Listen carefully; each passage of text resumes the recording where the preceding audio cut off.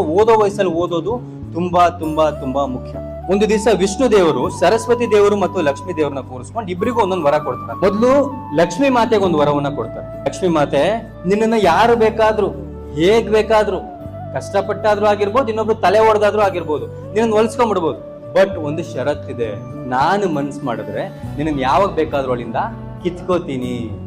ಅದಾದ್ಮೇಲೆ ಸರಸ್ವತಿ ಮಾತೆಗೆ ಇನ್ನೊಂದು ವರವನ್ನ ಕೊಡ್ತಾರೆ. ಸರಸ್ವತಿ ಮಾತೆ, ನಿನ್ನ ಯಾರು ಕೂಡ ಸುಲಭವಾಗಿ ಹೊಲಿಸ್ಕೊಳಕ್ಕಾಗಲ್ಲ. ನಿನ್ನ ಹೊಲಿಸ್ಕೋಬೇಕು ಅಂದ್ರೆ ಕಷ್ಟ ಪಡ್ಬೇಕು, ಶ್ರದ್ಧೆ ಇರಬೇಕು, ಎಲ್ಲಕ್ಕಿಂತ ಮುಖ್ಯವಾಗಿ ಅಹಂಕಾರನ ಬಿಡ್ಬೇಕು. ಆಗ ಮಾತ್ರ ನೀನ್ ಹೊಲಿತೀಯ. ಬಟ್ ಕಷ್ಟಪಟ್ಟು ಒಮ್ಮೆ ನಿನ್ನ ಹೊಲಿಸ್ಕೊಂಡ್ಬಿಟ್ರೆ ನಾನೇ ಮನ್ಸು ಮಾಡಿದ್ರು ಕೂಡ ನಿನ್ನ ಅಲ್ಲಿಂದ ಕಿತ್ಕೊಳಕ್ಕಾಗಲ್ಲ. ಇವಾಗ ಯಾರ ಹತ್ರ ಆದ್ರೂ ಒಂದು 20 ಕೋಟಿ ಆಸ್ತಿ ಇದೆ ಅಂದ್ರೆ ನಾಳೆ ಒಂದು ಇಡಿ ಬಂದ್ ರೈಡ್ ಮಾಡ್ಬೋದು, ಒಂದು ಇನ್ಕಮ್ ಟ್ಯಾಕ್ಸ್ ಅವ್ರು ಬಂದ್ ರೈಡ್ ಮಾಡ್ಬೋದು. ಇಲ್ಲ ಅವ್ನು ಅಷ್ಟು ದುಡ್ಡನ್ನು ಕೂಡ ಕಳ್ಕೋಬಹುದು, ಬಿಸ್ನೆಸ್ ಅಲ್ಲೋ ಇಲ್ಲಾಂದ್ರೆ ಸ್ಟಾಕ್ಸ್ ಎಲ್ಲೋ ಹಾಕಿ.